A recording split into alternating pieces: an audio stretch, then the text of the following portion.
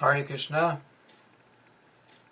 So today we will continue with our reading from the Nectar of Instruction, text number 6.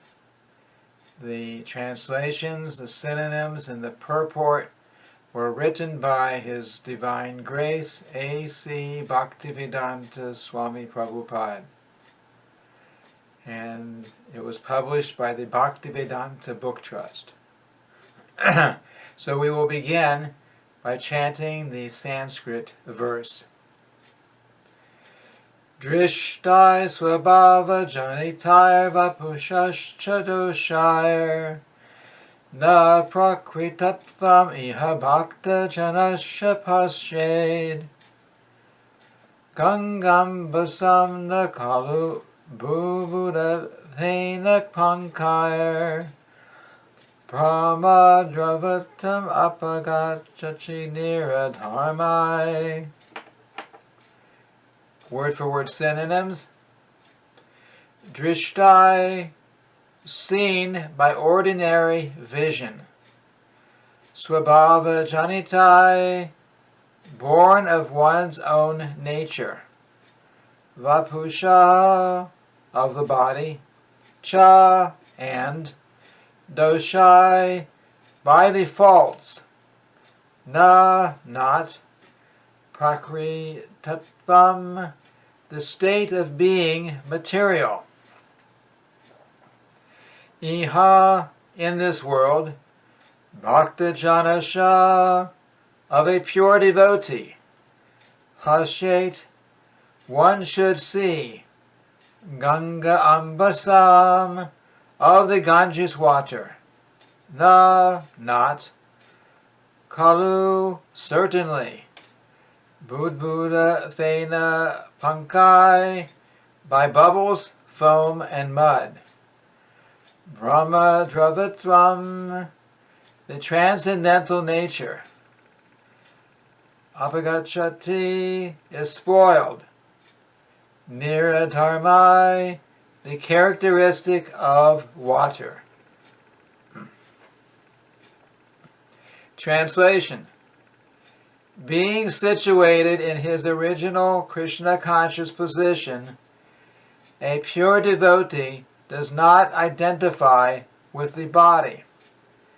Such a devotee should not be seen from a materialistic point of view.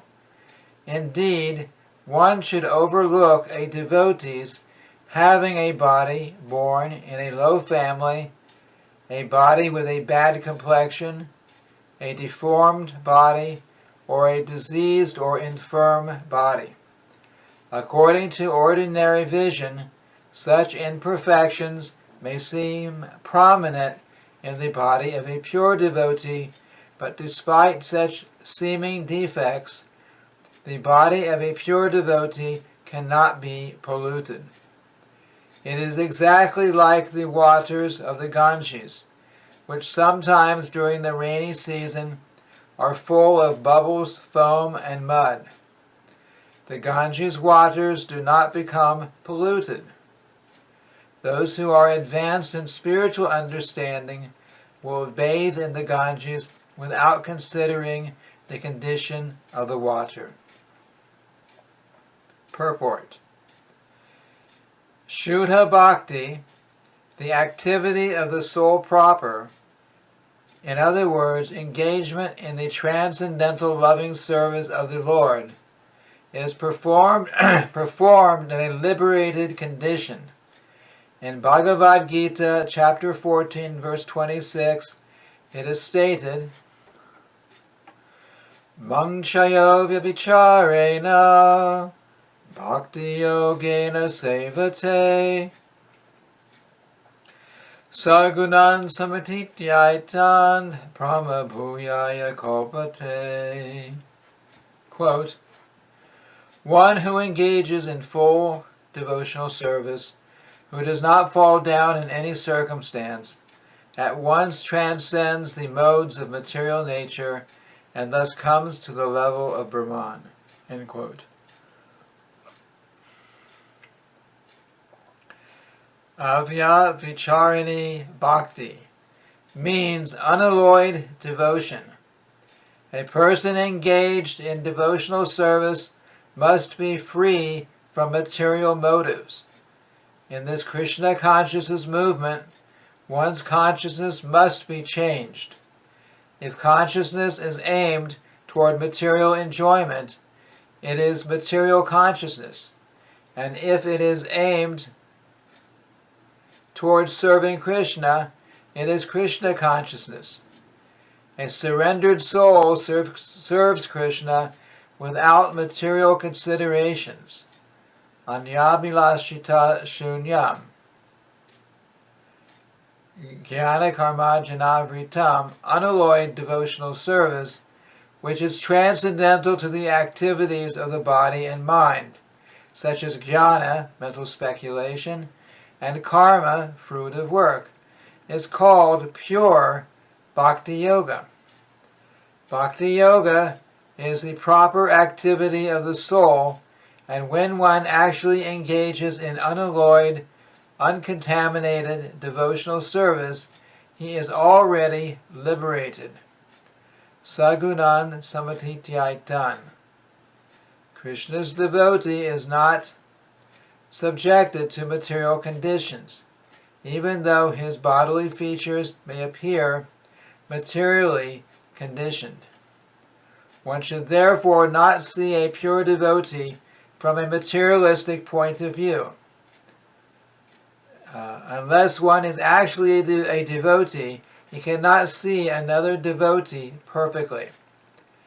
As explained in the previous verse, there are three types of devotees: Kanishta Adhikari, Madhyama Adhikari, and Uttama Adhikari. The Kanishta Adhikari cannot distinguish between a devotee and a non-devotee. He is simply concerned with worshipping the deity in the temple. A Madhyama Adhikari, however, can distinguish between the devotee and non-devotee, as well as between the devotee and the Lord. Thus he treats the Supreme Personality of Godhead, the devotee, and the non-devotee in different ways. No one should criticize the bodily defects of a pure devotee. If there are such defects, they should be overlooked. What should be taken into account is the spiritual master's main business, which is devotional service, pure service to the Supreme Lord. As stated in the Bhagavad Gita, chapter 9, verse 30, Apichet suduracharo bhajate mang ananyabhak sadur eva samantavya samyag vyavasito hi saha. Even if a devotee sometimes seems to engage in abominable activities, he should be considered a sadhu, a saintly person, because his actual identity is that of one engaged in the loving service of the Lord. In other words, he is not to be considered an ordinary human being. Even though a pure devotee may not be born in a Brahmana or Goswami family, if he is engaged in the service of the Lord, he should not be neglected. In actuality, there cannot be a family of Goswamis based on material considerations, caste, or heredity. The Goswami title is actually the monopoly of the pure devotees. Thus we speak of the 6 Goswamis headed by Rupa Goswami and Sanatana Goswami. Rupa Goswami and Sanatana Goswami had practically become Mohammedans, and had therefore changed their names to Davir Kas and Sakara Malik. But Sri Chaitanya Mahaprabhu himself made them Goswamis. Therefore, the Goswami title is not hereditary. The word Goswami refers to one who can control his senses, who is master of the senses. A devotee is not controlled by the senses, but is the controller of the senses. Consequently, he should be called Swami or Goswami, even though he may not be born in a Goswami family. According to this formula, the Goswamis, who are descendants of Sri Nityananda Prabhu and Sri Advaita Prabhu, are certainly devotees, but devotees coming from other families should not be discriminated against. Indeed, whether the devotees come from a family of previous acharyas or from an ordinary family, they should be treated equally. One should not think, quote, "Oh, here is an American Goswami," end quote, and discriminate against him. Nor should one think, quote, "Here is a Nityananda Vamsa Goswami," end quote. There is an undercurrent of protest against our awarding the title of Goswami to the American Vaishnavas of the Krishna consciousness movement. Sometimes people flatly tell the American devotees that their sannyas or title of Goswami is not bona fide. However, according to the statements of Srila Rupa Goswami in this verse, an American Goswami and a Goswami in a family of acharyas are non-different.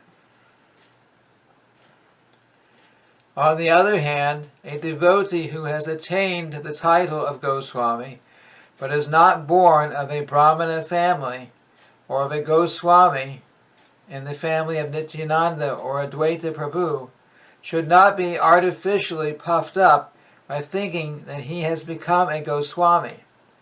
He should always remember that as soon as he becomes materially puffed up, he immediately falls down. This Krishna consciousness movement is a transcendental science, and there is no room for jealousy. This movement is meant for the Paramahamsas, who are completely free from all jealousy. Paramang nirmatsaranam. One should not be jealous whether he is born in a family of Goswamis or has the title of Goswami awarded to him.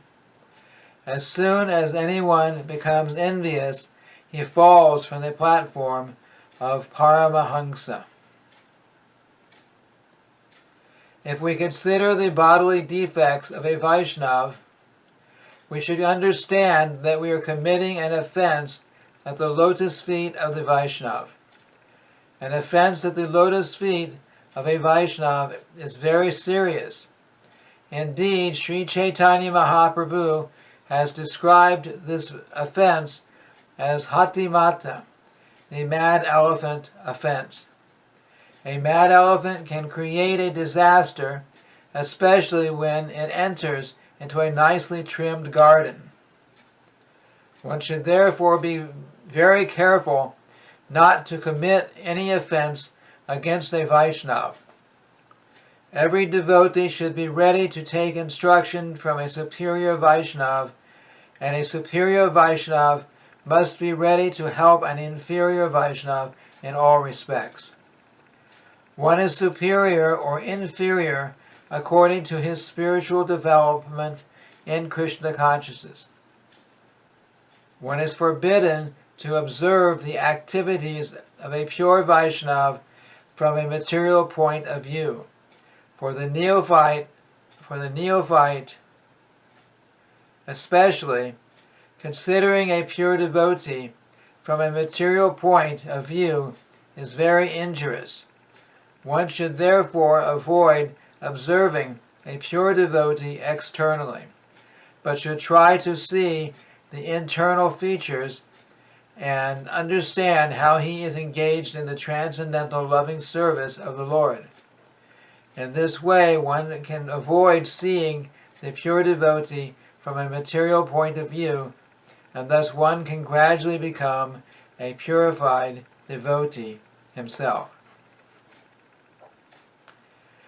Those who think that Krishna consciousness is limited to a certain section of people a certain section of devotees or a certain tract of land are generally prone to see the external features of the devotees.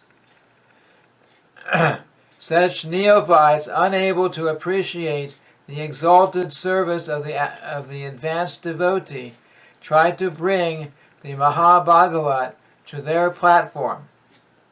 We experience such difficulty in propagating this Krishna consciousness all over the world. Unfortunately, we are surrounded by neophyte godbrothers who do not appreciate the extraordinary activities of spreading Krishna consciousness all over the world. They simply try to bring us to their platform, and they try to criticize us in every respect. We very much regret their naive activities and poor fund of knowledge. An empowered person who is actually engaged in the confidential service of the Lord should not be treated as an ordinary human being.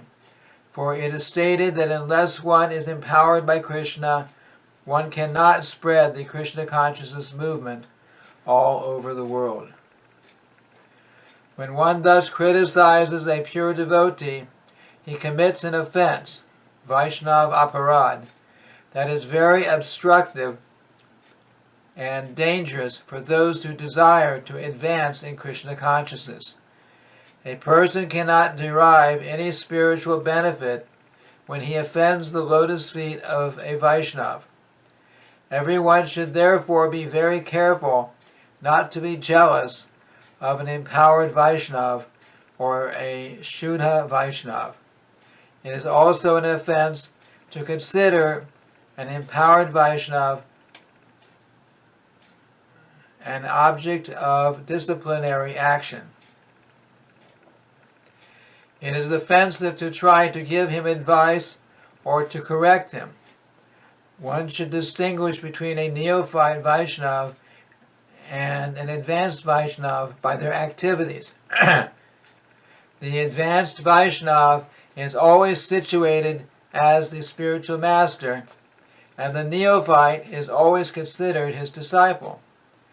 The spiritual master must not be subjected to the advice of a disciple, nor should a spiritual master be obliged to take instructions from those who are not his disciples. This is the sum and substance of Srila Rupa Goswami's advice in the 6th verse. So this ends the translation, the reading of the translation, and the purport for the text number 6 of the Nectar of Instruction. Thank you very much. Hare Krishna.